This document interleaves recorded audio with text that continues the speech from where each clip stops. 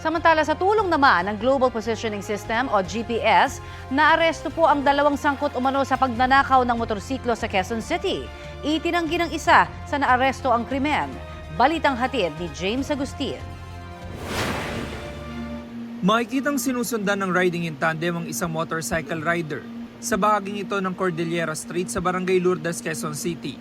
Ilang minuto lang ang lumipas, nahuli ka mang pagdaan ng dalawang motorsiklo paalis sa lugar. Inagaw na pala ng riding in tandem ang motorsiklo mula sa rider. Agad na nag-overtake itong riding in tandem, bumaba sa kanilang motor at tinutukan itong biktima. So may dalawang baril itong dalawang suspect.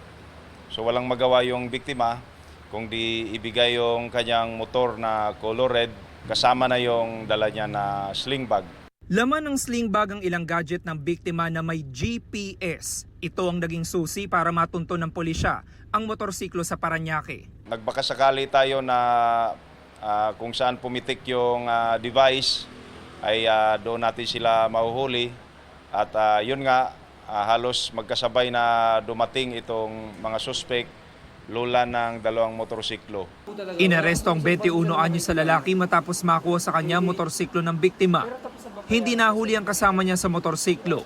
Gayunman naaresto ang 25 anyos na kanyang kalivin dahil sa kanya nakuha ang gadget ng biktima.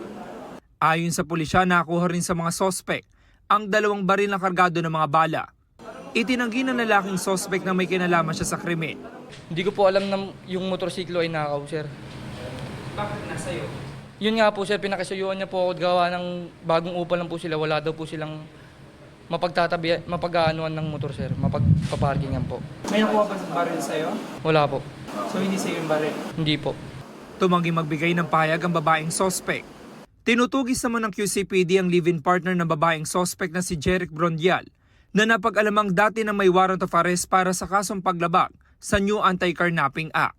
Sasampahan siya ng panibagong reklamo, gayon din ang naarestong lalaking sospek. May karagdagang reklamong paglabag sa Comprehensive Firearms and Ammunition Regulation Act ang dalawang naarestong sospek.